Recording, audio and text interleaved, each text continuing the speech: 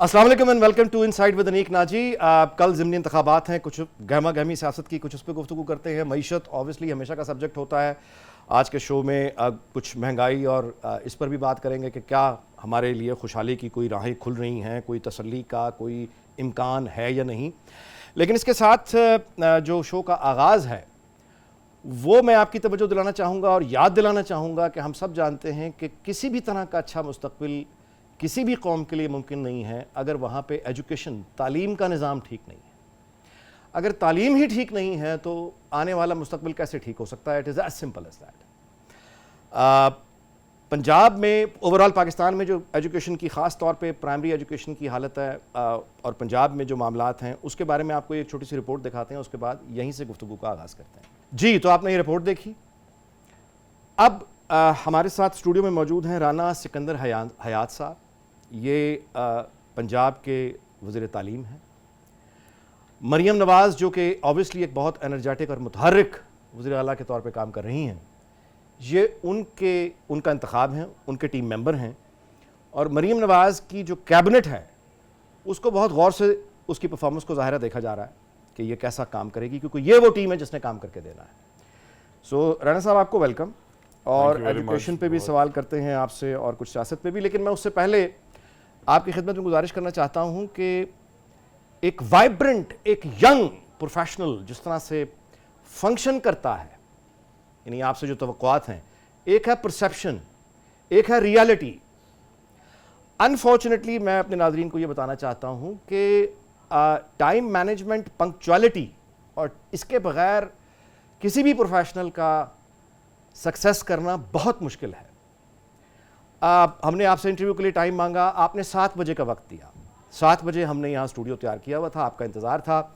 बाद में आपके स्टाफ का फ़ोन आया कि ये 5 बजे वक्त कर दीजिए। हमने उसको 5 बजे वक्त कर दिया। बिल्कुल ठीक है, तब्दीली हो सकती है, कोई प्रॉब्लम नहीं।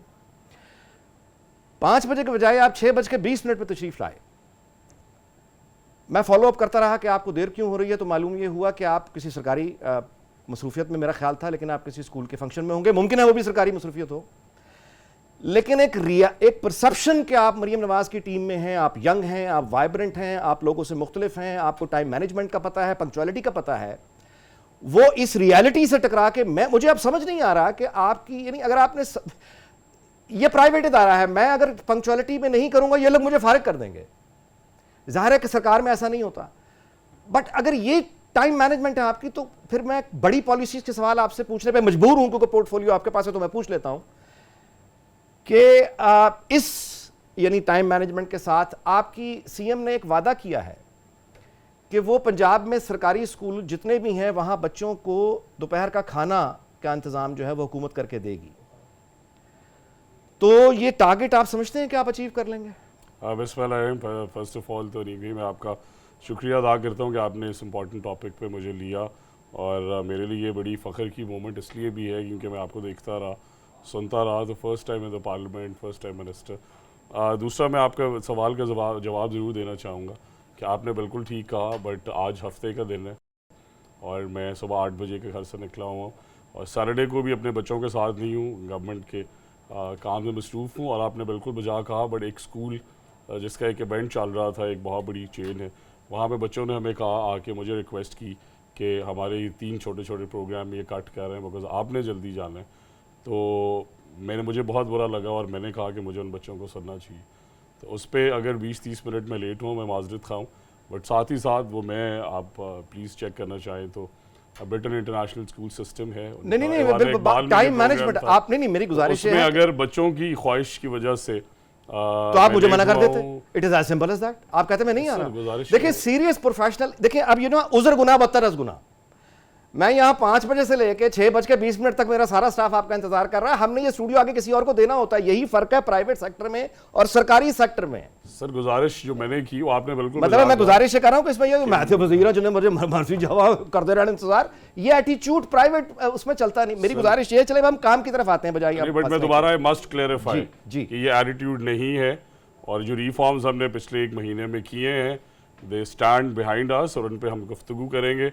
बट आज I was only late because उन बच्चों की ख्वाहिश थी, और उन बच्चों को ना कहना मेरे लिए पॉसिबल तो मुझे मना कर देते। सॉफ्ट एक वक्त में एक आदमी एक ही वजह यानी एक वक्त में आदमी एक जगह पर हो सकता है, दो पर मैं नहीं। आपसे इस पे मैं गुजारिश बड़े अदब से कर रहा आप मेरे लिए हूं, अदब से कह रहा हूं कि ये but टाइम मैं- मैनेजमेंट आपको सीखनी होगी। मजाक कर रहे हैं सर, मैं ऑलरेडी बट आपको साथ चलिए, अब ये आगे बताइए। शाबाश भी देनी चाहिए कि हफ्ते वाले दिन, छुट्टी वाले दिन वो मिनिस्टर अपने घर वालों के साथ नहीं है, वो संडे वाले दिन भी काम कर रहा है, क्योंकि उसकी ये ख्वाहिश है कि इस तालीमी निज़ाम के अंदर राना कोई साहब, आई एम ऐसे रियली reforms सॉरी। आ जाए। देखिए, ये अगर मैं भी यहाँ बैठा काम कर रहा हूँ, सब काम कर रहे हैं, प्लीज मेरा बहस करना मकसद नहीं मेरी है। गुजारिश ये है कि वो जो आपकी सीएम ने वादा किया है कि आप सरकारी स्कूलों में दोपहर का, ये बहुत बड़ी बात है, ये कोई शक बहुत नहीं। बड़ा मकसद है। हम इससे यानी घरानों की तकदीरें बदल सकते हैं, तो are you working on that? My question is sir yes, we are already in the process. Coming to the question now कि पाकिस्तान का पहला न्यूट्रिशन प्रोग्राम है। मेल न्यूट्रिशन एक बहुत बड़ा इशू है जिसे आज तक एड्रेस नहीं किया गया, और हंड्रेड्स की तादाद में बच्चे बेहोश होते हैं स्कूल्स के अंदर बिकॉज सुबह नाश्ता करके नहीं आते। अटेंशन स्पैन बहुत ज़्यादा उनका लिमिटेड हो जाता है, उनकी ग्रोथ बहुत ज़्यादा स्टंटेड है, इसी तरह मेंटल और फिजिकल ग्रोथ दोनों में अगर हम डिस्कस करें तो पाकिस्तान की तारीख का पहला चीफ मिनिस्टर्स न्यूट्रिशन मील न्यूट्रिशन प्रोग्राम जो आ रहा है, उसके लिए हमने अल्हम्दुलिल्लाह सारी तैयारियां कर ली हैं। प्राइमरी स्कूल के 50 से 60 लाख बच्चों को इंशाल्लाह पैकेज्ड मिल्क, जिसमें फ्लेवर्ड मिल्क भी शामिल है, वो दिया जाएगा और वो हम रोल आउट करने जा रहे हैं इसी साल इंशाल्लाह, और उसकी मोडालिटीज़ पे काम हो रहा है, एग्जीक्यूशन प्रोसेस के अंदर है। इसी उम्मीद और यकीन के साथ कि उससे बच्चों की रिटेंशन बढ़ेगी, स्कूल्स के अंदर एक्सेस आसान होगी, क्योंकि देखें जो बच्चा जी, मैं खा भी बेहतर नहीं सकता, वो परफॉर्मेंस बेहतर चलिए नहीं मैं कर सकता। रीफ्रेज करता हूं अपने इसी सवाल को। आपके ख्याल में कोई टाइम फ्रेम, यानी आप समझते हैं कि 1 साल तक ये मुमकिन हो नहीं जाएगा? सर, 2 साल इंशाल्लाह ताला this will be rolled out. जो हमारा जून का अपकमिंग बजट है इसी में रोल आउट होगा, यानी कोई फिर बच्चों सालों को का इंतजार नहीं है। स्कूल में बच्चों को यानी खाना मिलेगा? प्राइमरी स्कूल के बच्चों प्राइमरी को, स्कूल के बच्चों क्योंकि 48,000 स्कूल्स में से तकरीबन 33,000 स्कूल्स प्राइमरी स्कूल्स हैं, तो उसमें आप उनमें हर बच्चे को प्राइमरी स्कूल के उन्हें फ्री एक पैक ऑफ मिल्क और फ्लेवर्ड मिल्क, जैसे उनकी न्यूट्रिशन की तादाद पूरी हो सके, वो मिलेगा इंशाल्लाह। अच्छा, अब ये बताइए कि जो असातिज़ा हैं, जाहिर है कि असातिज़ा का अगर इज़्ज़त नहीं है, एहतराम नहीं है, वो अपनी जॉब में खुश नहीं है, और ये कि उनकी तरबियत भी नहीं हो रही, यानी उनको ट्रेनिंग ही नहीं दी जा रही, वो आज के ज़माने के टूल्स वो ख़ुद भी उससे नाआशना है और ऊपर से फ्रस्ट्रेटेड हैं। सो उनको इज़्ज़त देने का, आपको कोई सहूलत देने का कोई प्लान है, क्या है? जी, मैं समझता हूँ कि असातिज़ा सबसे बड़ा पिलर है तालीमी निज़ाम को चलाने का, और साथ ही साथ मैं आपको ये भी बताता चलूँ कि हमने असातिज़ा का रिवॉर्ड प्रोग्राम, अभी तक जो पिछले प्रोग्राम चल रहे हैं उसमें प्रमोशन जो उनकी होती है उसके ऊपर कोई सज़ा जज़ा नहीं है, कोई प्रॉपर पॉलिसी नहीं है। इसी तरह उनकी टीचर्स की जो ट्रांसफ़र्स के इश्यूज़ हैं उसके अंदर कोई पॉलिसी नहीं है डिफरेंटली एबल बच्चियों और बच्चों के लिए। वेड लॉक पे कोई प्रॉपर पॉलिसी नहीं है, और फिर वेड लॉक पे पॉलिसी दे दी तो लाखों बच्चियों की शादी हुई और उनके अंदर से कुछ की ऑब्वियसली अनफॉर्चुनेटली तलाक हुई, तो उसके ऊपर कोई पॉलिसी नहीं है। और साथ ही साथ रूरल एरियाज़ में जो बच्चियाँ सफ़र करके जाती हैं, जो बच्चे जाते हैं, उन्हें कोई हार्डशिप अलाउंस नहीं दिया जाता। तो हम साथ ही साथ रिवॉर्ड्स प्रोग्राम्स भी ला रहे हैं, और प्रमोशंस के अंदर भी हम इस तरह की चीज़ें लेके आ रहे हैं कि जो अहल हैं, जो मुस्तहिक हैं, उन्हें मिनिस्टर, सेक्रेटरी, CEOs की मिन्नतें ना करनी पड़े। और मैं समझता हूँ कि असातिज़ा सबसे प्राइम एसेट है। हमारे असातिज़ा वेल पेड भी हैं बट अंडर यूटिलाइज्ड है। तो अगर वो मेंटली स्ट्रेस में हैं, 2 घंटे सफ़र करके गए, 2 घंटे आगे सफ़र करके घर पहुँचे, तो आप ऑब्वियसली समझ सकते हैं कि वो उस कैपेसिटी में परफॉर्म नहीं कर रहे। इसी तरह टीचर्स ट्रेनिंग जो है वो बड़ी इंपॉर्टेंट है, मेंटरशिप प्रोग्राम्स बड़े इंपॉर्टेंट हैं, और इसलिए वो टीचर्स जब बेहतर सीखेंगे, कम्युनिटी में बेहतर कंट्रीब्यूट करेंगे, बच्चों के अंदर आउटपुट बेहतर आएगी। तो उस पर भी एक्सटेंसिव प्रोग्राम चल रहा है, और वो असातिज़ा क्या पढ़ाते हैं, तो वो सिलेबस और वो करिकुलम, उसमें भी major reforms in terms of policy making and otherwise जो हम बेहतर सर मसलन जिस तरह के असातिज़ा जो हैं वो किन असातिज़ा को ट्रेन करने की ज़रूरत है। अब सर टीचर्स ट्रेनिंग प्रोग्राम, इसमें यह कभी नहीं देखा गया कि असातिज़ा IT के ट्रेन होने चाहिए, साइंसेस के ट्रेन होने चाहिए, वो जाके क्या बच्चों को पढ़ाएंगे। जिस उस्ताद को आपने ट्रेन किया उसके लर्निंग आउटकम्स क्या थे, उस उस्ताद को ट्रेन करने से क्या फ़ायदा हुआ, उसने और जाके कितने बच्चों को वो चीज़ पढ़ाई, कितने असातिज़ा को वो सिखाई। तो और हमारा एक इदारा है कायद जो हर ज़िले में मौजूद है, बट ऑलमोस्ट उसके ऊपर कोई ऐसी प्रोग्रेस नहीं हुई पिछले 76 सालों में कि उससे हम एक ऐसा एक्सटेंसिव इदारा बना सकें जिसमें ना सिर्फ हम पब्लिक सेक्टर स्कूल्स के साथ को ट्रेन करें बट प्राइवेट सेक्टर भी आगे वो फैसिलिटी यूज़ करे क्योंकि वो मौजूद है। अच्छा, अब एक तक आपने ये पॉलिसी स्टेटमेंट ये दिया कि जो अब जून में बजट आएगा जी उसमें आप पंजाब के जो प्राइमरी स्कूल्स हैं उनके लिए एक तो फूड का बाकायदा एक बजट होगा और उनको, यानी ये बहुत बड़ी बात आपने जी इंशाल्लाह। दूसरी बात जो आपने की कि आप टीचर्स को यानी मामलात बेहतर करेंगे, ट्रेनिंग के उनके हालात बेहतर करेंगे, उनकी मुश्किलात का आपको अंदाज़ा है। इसके लिए आपको यानी बताना चाहेंगे कि 2 साल तक, 3 साल तक, कब तक आपका कोई गोल है? जी हमने ऑलरेडी, मैं आपको ये बताना चाहूँगा कि पहले महीने के बाद ही मैं जिस दिन मिनिस्टर बना उसके 3 दिन बाद मैंने साथ से तालीमी पंचायत रखी, तो मैं उनसे घबराता नहीं हूँ, मैं उनके साथ मिल के काम करता हूँ अल्हम्दुलिल्लाह। और मैं जो अपनी सैलरी है सारी वो डोनेट करता हूँ उन काबिल स्कूल्स को और असातिज़ा को जो परफॉर्म कर रहे हैं, पहले महीने की भी मैं डोनेट कर चुका हूँ। और साथ ही साथ मैं ये समझता हूँ, देखें कि रिवॉर्ड्स, अगर अच्छा उस्ताद एक परफॉर्म कर रहा है और उसने एक अच्छा स्टूडेंट प्रोड्यूस किया जिसने बोर्ड टॉप किया तो उसे हम रिवॉर्ड क्यों नहीं कर सकते? हम बिल्कुल रिवॉर्ड करना चाहिए। इसीलिए वो प्राइवेट सेक्टर में सेकंड टाइम से जाके पढ़ाते हैं, तो उनसे मिलकर एक जामे पॉलिसी उनकी मुशावरत से बना रहे हैं कि उनके क्या मसाइल हैं, उनका क्या हाल है, और उन्हें इंक्लूड कर रहे हैं। मैं जिस ज़िले में जा रहा हूँ मैं असातिज़ा की यूनियंस को और टीचर्स को बुला के उन्हें मुशावरत में अफसरान के साथ शामिल कर रहा हूँ, ताकि जब तक हम उनसे पूछेंगे नहीं, उन्हें इस मुशावरत में शामिल नहीं करेंगे, वो कैसे ओनरशिप लेंगे। और एटलीस्ट स्कूल्स जो हैं 48,000 वो चलाने तो असातिज़ा नहीं है ना। वक्त हुआ है जी कमर्शियल ब्रेक का, यहीं आपसे मुलाकात होती है। मिलते हैं कमर्शियल ब्रेक के बाद।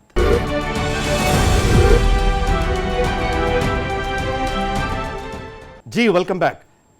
हम एजुकेशन पे बात कर रहे थे, राणा साहब हमारे साथ स्टूडियो में तशरीफ फरमाए। मैं आपकी यानी इतला के लिए मैं गुजारिश करूं कि देखिए हमने जो इनहेरिट किया है सिस्टम मोस्टली सब कॉन्टिनेंट, ये बरतानिया से किया है, तो वहाँ पे एक स्कूल्स की इंपॉर्टेंस है उस सोसाइटी में। मैं सिर्फ इतना आपको आपके इल्म में ले आऊँ कि रियासत का शहरी से जो ताल्लुक़ बनता है उसकी बुनियाद स्कूल और बच्चा है। सो बरतानिया में जो रियासत है वो हर सिटीज़न के साथ बचपने से स्कूल से उसकी ज़िंदगी का एक हिस्सा बनती है और आखिरी सांस तक रहती है। वहाँ के निज़ाम में वालदैन और बच्चा, और इधर स्कूल और बच्चा, school is more powerful than the parents as far as the मतलब welfare of the kid is concern, student is concern. School को अगर ये शुबा हो जाए कि ये बच्चे के घर में इसके वालदैन इसको वो एनवायरनमेंट नहीं दे रहे जो इसको पढ़ने के लिए चाहिए या नुकसानदेह है, तो स्कूल और चाइल्ड प्रोटेक्शन वाले मिलकर औलाद को छीन लेते हैं वालदैन से। यानी उनका कोई हक नहीं होता कि वालदैन का अपनी औलाद पे, वो रियासत के होते हैं। यानी वो एक और तरह की इंतहा है बरतानिया में। अच्छा, भारत में हमने देखा कि वो भी ज़ाहिर है कि एजुकेशन वहाँ भी कुछ हमारे को काबिल, लेकिन कुछ अरसे से वहाँ दिल्ली में आम आदमी पार्टी ने जो है सरकारी स्कूल्स का नक्शा बदल दिया, इन्वेस्टमेंट की, उसको खूबसूरती से मैनेज किया, और अब हालत ये हो गई कि 2.5 लाख से ज़्यादा, न्यूयॉर्क टाइम्स की ये रिपोर्ट देखिए, यानी अमेरिका से गवाहियाँ आ रही हैं। राणा साहब, आप मरीम नवाज़ की टीम हैं, यंग, वाइब्रेंट, और आपसे हम ये तवक्को लगा सकते हैं या ये तवक्को लगाना ज़रा मेरा ख्याल है कि ज़्यादती होगी आपके साथ? अरे देखिए, मैं पहली दफ़ा पार्लियामेंट में इस तरह मैंने कहा मैं आया और मेरा पोर्टफोलियो चीफ मिनिस्टर साहब ने चूज़ किया, तो मेरा यही ख्वाब है। और जब मैं पहली दफ़ा उन्हें मिल के निकला तो उन्होंने मुझे ये कहा था, मुझे अभी भी याद है, सारी ज़िंदगी याद रहेगा, कि ऐसा निज़ाम बनाना सिकंदर कि अपनी बेटियों और बेटों को भी इसमें पढ़ा सकूँ। तो मैं ये समझता हूँ, मैं ऑलरेडी 5 इदारे चलाता हूँ बच्चियों के, और उन्हें फ्री एजुकेशन देता हूँ, स्किल बेस्ड भी, IT बेस्ड भी, और मुझे काफ़ी हैंड्स ऑन एक्सपीरियंस था। जब मैं चेयरमैन था ज़िला काउंसिल का कसूर, तो नंबर 17 से कसूर को नंबर 1 रैंकिंग में हम लाए, और हम उसके लिए KPI सेट किए, short term long term policy. आपने दिल्ली रेवोल्यूशन की बात की, तो मैं यही कहूँगा कि अगर 2-3 साल में आपको इंटरनेशनल इदारों से आवाज़ें आनी शुरू हो जाएँ, हम ग्लोबल अवार्ड्स के लिए नॉमिनेट हो जाएँ, तो मैं समझूंगा कि हमने as chief minister's team perform किए। मेरा साथ ही साथ एज ए यंगस्टर ये मानना है, जिस तरह आपने कहा कि कभी कभी अल्लाह ताला मौका देता है तो पूरा पोटेंशियल अपना यूटिलाइज़ कर रहे हैं। हमने पूरा रमज़ान सहरी तक काम किया है अपनी एजुकेशन पॉलिसीज़ पे, मैसिव कंसल्टेशंस कर रहे हैं, ड्राइंग रूम में बैठ के पॉलिसीज़ नहीं बना रहे, हर चीज़ का एक अलहदा इस तरह करिकुलम है, उसके अलहदा एक्सपर्ट्स हैं। Minister could be a good minister, a good administrator, but he does not have to be a good, he doesn't have to be good in curriculum reforms. उसका अलहदा अपना एक एम्बिट है। इसी तरह हमारा सिलेबस, इसी तरह हमारी टीचर्स ट्रेनिंग, इसी तरह ही हमारी एक्सेस, इसी तरह ही हमारी इंक्लूसिविटी, इसी तरह जिस इन्वायरमेंट का आपने जिक्र किया और इस तरह आपने कहा कि रियासत को माँ का किरदार इसमें अदा करना चाहिए, तो वो इनफ कर रही है, वो $2 बिलियन स्पेंड कर रही है तकरीबन हर साल सिर्फ पंजाब की एजुकेशन पे। हमारे टीचर्स प्राइवेट सेक्टर से बहुत ज़्यादा पेड हैं। मसला ये है कि हमारे सिस्टम्स ऐसे हैं, ऑब्सलीट हो चुके हैं, हमारा निज़ाम ऐसा है। आई एम श्योर मेरे वालिद साहब यही बताते हैं कि जब वो स्कूल में पढ़ते थे तो सरकारी स्कूल्स में ही सारी दुनिया जाती थी।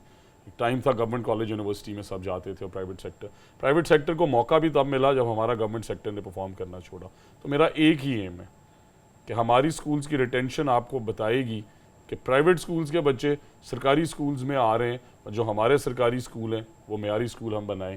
यही मेरा बेंचमार्क है, और ये मैं आपसे ही पूछना चाहूँगा। और इसके लिए शॉर्ट टर्म पॉलिसीज़ के लिए 6 महीने और लॉन्ग टर्म पॉलिसीज़ के लिए करीबन 2 साल हमें रिक्वायर्ड हैं, और हमने रिजल्ट्स दिए हैं अल्हम्दुलिल्लाह। बूटी माफिया के ख़िलाफ़ रिजल्ट्स दिए हैं आउट ऑफ जो हमने जो फेक इनरोलमेंट्स थी स्कूलों में, और कई लाखों में, ये कोई हंड्रेड्स की थाउजेंड्स की बात नहीं हो रही, आइडेंटिफाई की, उसे ओन किया कि हम ना इस कौम से झूठ बोल सकते हैं, ना अपने डिपार्टमेंट से, ना ऑनरेबल चीफ मिनिस्टर से। विजिबल गोल्ड सेट कर रहे हैं, ट्रांसपेरेंसी से काम करेंगे। नौजवान हैं, अल्लाह ताला ने ये ज़िंदगी इसीलिए दी थी कि हिम्मत करें। अच्छा, अब ज़रा थोड़ा सा आ जाइए टेक्निकल एजुकेशन की तरफ। इसकी हमें बहुत ज़रूरत है। मतलब ये कि वो लोग जो अब लेटर ऑन लाइफ में आ गए हैं, वो नहीं अगर मतलब पढ़ना चाहते हैं, उनका दिल नहीं है, टेक्निकल एजुकेशन है, कोई मतलब है कोई इलेक्ट्रीशियन बनना चाहता है, एक तो ये इस तरह की जो उलूम है या हुनर है, इस तरफ आपकी क्या प्लानिंग्स हैं, और आप क्या जो मौजूदा इंफ्रास्ट्रक्चर है, मतलब सरकारी स्कूलों का जो शाम में आफ्टरनून में फारिग हो जाते हैं आमतौर पे, क्या उनका इस्तेमाल करने का कोई इरादा रखते हैं? अच्छा, ये जो हमारा बताया जाता है करीब यानी सिर्फ पंजाब में कोई 1.5 करोड़ से ज़्यादा, वैसे ओवरऑल पाकिस्तान में 2.5 करोड़ है, लेकिन 1 करोड़ कुछ लाख जो पंजाब में बाहर है स्कूल से, इनको वापस लाने के लिए आप क्या करेंगे? ये भी आपने 2 पोर्शन सवाल किए। मैं पहला वाला ज़्यादा इंपॉर्टेंट समझता हूँ। आउट ऑफ स्कूल चिल्ड्रन, तो हमने हर साल करीबन, उसमें डिफरेंट फिगर्स हैं। स्कूल एजुकेशन डिपार्टमेंट कहता है 80 लाख, वर्ल्ड बैंक की रिपोर्ट कहती है कभी करोड़, कोई कहता है 1 करोड़ 10 लाख। है एनीवे, मेरा उनसे सवाल ये होता है कि 76 साल में क्या उन्हें मैप आउट नहीं किया गया? हमने कोई ऐसा मैकेनिज्म नहीं बनाया कि वो आउट ऑफ स्कूल चिल्ड्रन बच्चे कौन हैं? आज नादरा इंटीग्रेटेड दौर है, तो उस पर वर्किंग इज़ नंबर 1 कि वो कहाँ कहाँ हैं, उन्हें मैप आउट करें, फिर स्ट्रेटजी बनाएं। कुछ स्लम्स में बैठे हैं, कोई रूरल एरियाज़ में बैठे हैं, अर्बन स्लम्स, जिस तरह जोहर टाउन एक बहुत बड़ा अर्बन स्लम्स का एरिया है। यानी आपने ये पॉलिसी स्टेटमेंट दिया कि अब इस पे एक्चुअल काम हो भी रहा है। और दूसरी गुजारिश ये कि हमने ये टारगेट किया है, देखें हर चीज़ एक गवर्नमेंट इग्नोर नहीं कर सकती, बट 1 करोड़ में से 50 लाख बच्चे हम फोल्ड में लाएंगे। और मैं ये खुशखबरी, बहुत बड़ा दावा है, ये छोटी बात नहीं है जो आपने फरमाया। मैं चाहता हूं कि दोबारा से आप इसको, सर मैं दोबारा से रिपीट कर दूंगा, मेरी गुजारिश होगी कि उसका दूसरा कंपोनेंट भी आप सुने, कि 50 लाख बच्चे हर साल, 10 लाख बच्चे आउट ऑफ स्कूल चिल्ड्रन हम एम कर रहे हैं स्कूल्स में लाने के लिए। और इस साल मैं ये फिर दावे से कह रहा हूँ कि हमने अल्हम्दुलिल्लाह 70% टारगेट अपना अचीव कर लिया है। तो हर साल अगर 10 लाख बच्चे सरकारी स्कूल्स में आएंगे, तो आउट ऑफ स्कूल चिल्ड्रन जिसकी तादाद करीबन 1 करोड़ है, वो 50% से रिड्यूस हो जाएगी। ये तारीख में आज तक नहीं हुआ, और ऑनरेबल चीफ मिनिस्टर साहिबा इस पे 4 मीटिंग्स ले चुकी है। Splendid, I wish you best of luck. Now वो जो टेक्निकल एजुकेशन का मैंने गुजारिश, जी, उसमें सबसे अच्छा आपने पॉइंट नहीं भेजो कहा, देखें कि प्राइवेट इदारे 3-3 शिफ्ट्स में चल रहे हैं। आपको नज़र आता होगा किप से आते बच्चे, एस्पायर से। और बहुत अच्छा पॉइंट आपने कहा कि हमारे स्कूल क्यों 12:30 बजे बंद हो जाते हैं। तो हम नेट सोल वालों से MOU के करीब हैं, हमने टेली तालीम वालों से भी 3 मीटिंग्स की हैं। इसी तरह हम प्राइवेट सेक्टर के अंदर जो लोग जिन्हें पता है कि दुनिया में किस चीज़ की मांग है, एम्बेसी से राब्ते में आ रहे हैं कि उनके मुल्कों में किस चीज़ की मांग है, तो वो IT बेस्ड एजुकेशन हो, वो आर्टिफिशियल इंटेलिजेंस हो, वो हुनर हो किसी किस्म का, उन्हें हम 2 शिफ्ट्स में सरकारी स्कूलों में, हमारा ये प्लान है।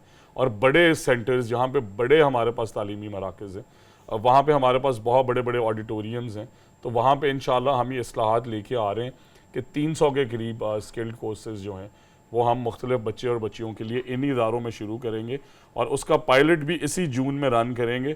उसके 6 महीने रिजल्ट्स देखेंगे और उसे एक्सटेंसिवली फिर पूरे पंजाब में लेके जाएंगे।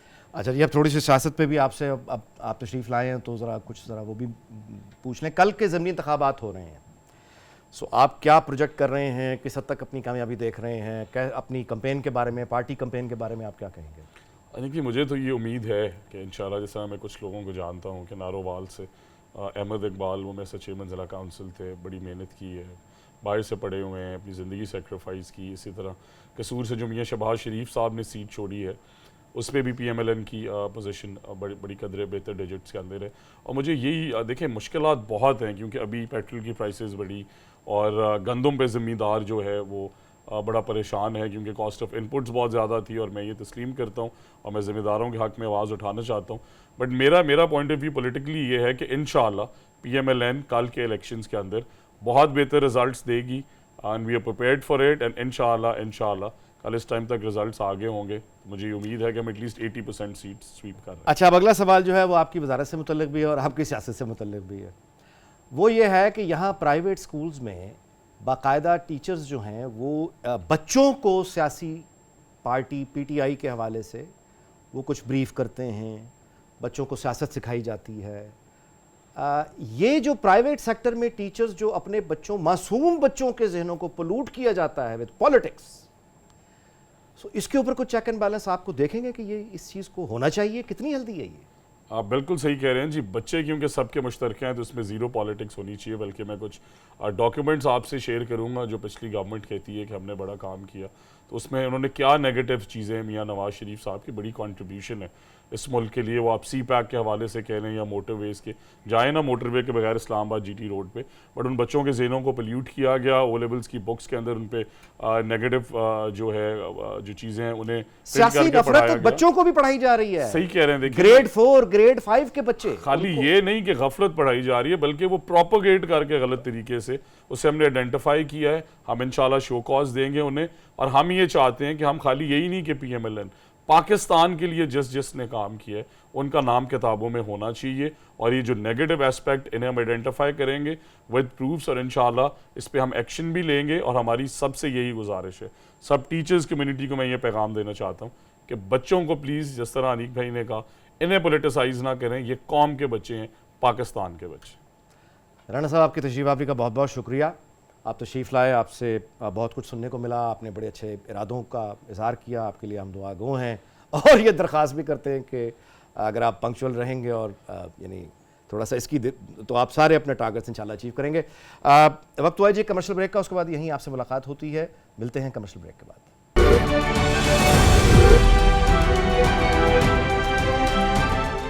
Welcome back. और अब बात करते हैं महंगाई पे, जो आपका भी मसला है, मेरा भी मसला है, इस मुल्क में हर किसी का मसला है।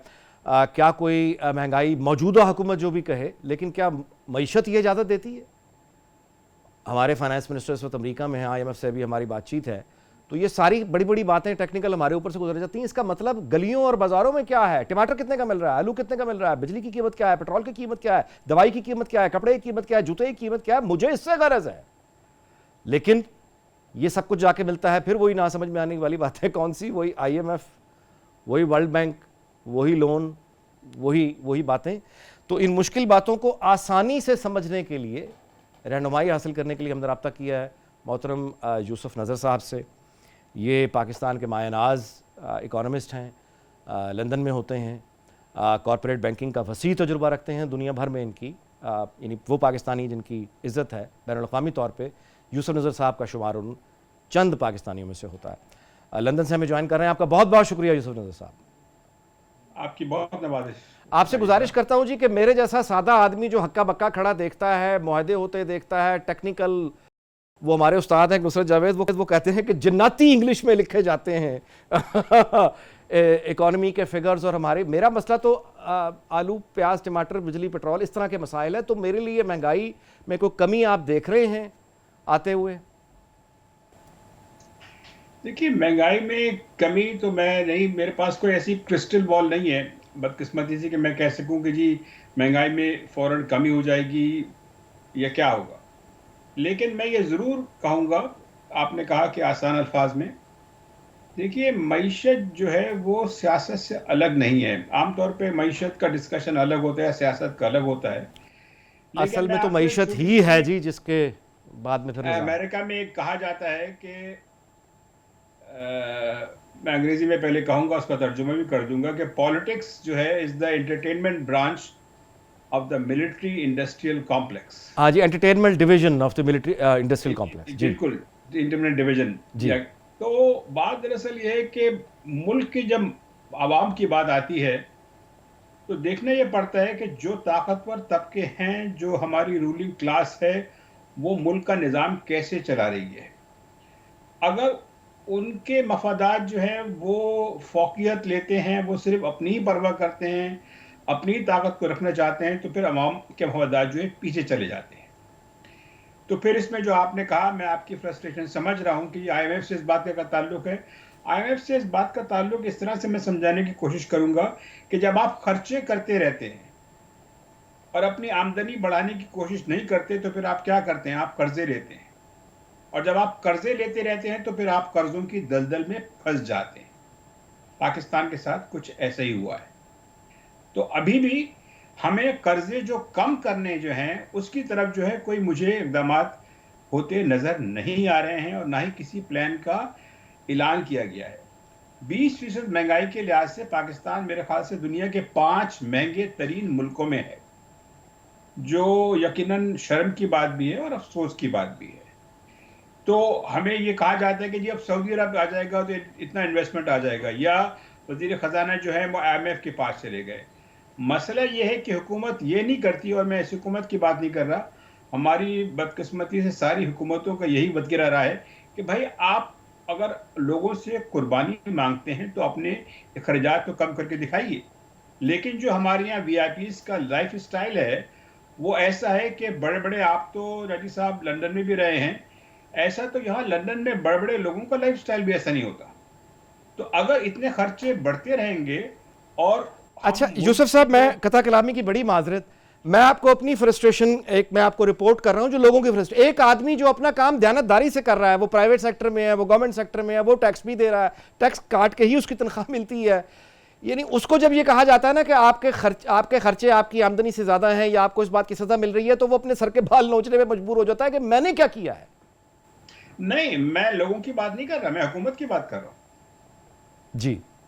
मैं लोगों की बात हरगिज नहीं कर रहा, मैं हुकूमत की बात कर रहा हूं, मैं VIPs की बात कर रहा हूं, मैं VIPs की बात कर रहा हूं। इसलिए हुकूमत जब कर्जा लेती है, जब उसके जो खर्चे हैं वो उसकी आमदनी से जनाब मुताबिकत नहीं रखते, तो अगर जब वो खर्चे करते रहेंगे, इसमें लोगों को हरगिज कोई कसूर नहीं है। अच्छा, इसमें जरा बताइएगा कि कौन से वो मेजर्स हैं आपके ख्याल में जो ड्रास्टिकली लेने की जरूरत है? इस वक्त सबसे बड़ी बात यह है कि हमें कर्जों को कम करने के लिए, देखिए जो हुआ ये है कि हमारे यहाँ पिछले एक साल में फरवरी 23 से लेके फरवरी 24 तक, जहाँ तक कि आदाद शुमार हैं, कोई हमारी जो हुकूमत पाकिस्तान के कर्जों में 8 खरब रुपए का इजाफा हुआ है। आप सोचिए जरा, इसका मतलब क्या? इसका मतलब यह है कि स्टेट बैंक जो है वो नोट छाप रहा है और बैंक्स जो हैं वो उन बॉन्ड्स को खरीद रहे हैं। तो हुआ ये है कि बैंक्स तो खूब पैसे बना रहे हैं, और आपने देखा ही होगा उनके प्रॉफिट्स पिछले साल जो है कोई 84% से ऊपर चले गए। लेकिन आम आदमी का बुरा हाल हो गया कि हमारे यहाँ 40% लोग से ज्यादा, बल्कि लोग जो हैं वो खते गुर्बत से नीचे चले गए।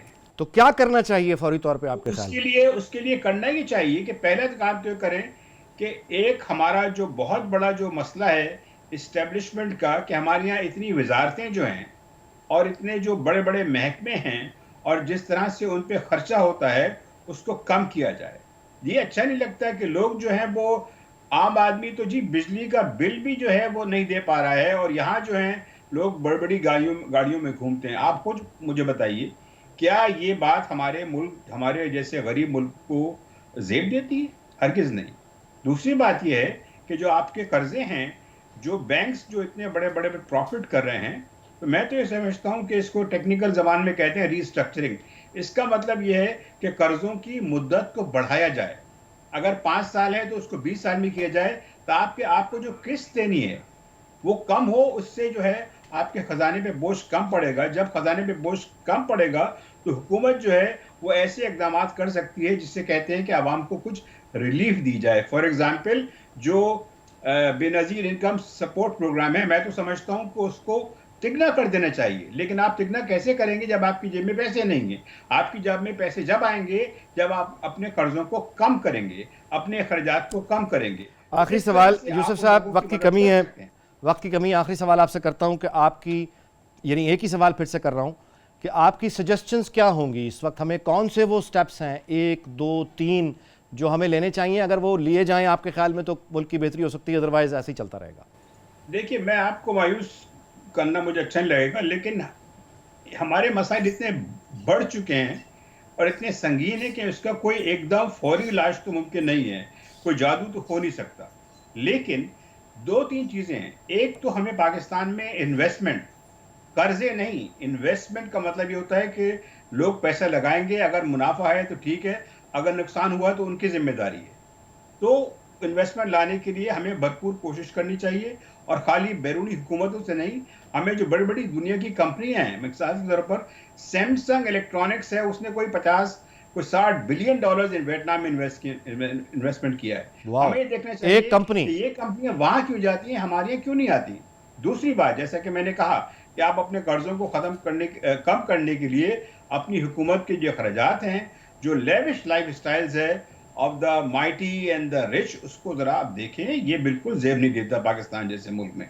इसलिए कि अगर आप कहते हैं कि जी लोग कुर्बानी दें, तो मैं समझता हूँ लोग तो बेचारे पहले ही लोग तो पहले कुर्बान हो चुके हुए हैं। वक्त आ गया है कि हमारे मुल्क की जो अशराफिया है वो कुर्बानी दे। और तीसरी बात ये है कि आप जो इस वक्त जो बहुत सारी जो सूरत हाल है वो ये है कि लोग इन्वेस्टमेंट नहीं करते। वो इसलिए नहीं करते कि हर जगह बाबू बैठे हैं। आप एक सनद लगाने जाएं, जी आपको 40 एनओसी चाहिए होते हैं। तो ऐसी सूरत में जबकि फिर कौन इन्वेस्ट करिएगा, आप बताइए। ये तो आप भी यकीनन समझते होंगे कि अगर ऐसी सूरत हाल हो कि लोगों को खिलाना पड़े, एनओसी लेने पड़े, तो इन्वेस्टमेंट नहीं होगा। अगर सरमायाकारी नहीं होगी तो आमदनी नहीं बढ़ेगी। आमदनी नहीं बढ़ेगी तो फिर लोगों की हालत तो ऐसी ही रहेगी। आपका बहुत बहुत शुक्रिया यूसुफ निज़र साहब, वक्त दिया और ज़ाहिर है कुछ रहनुमाई की, रोशनी दिखाई।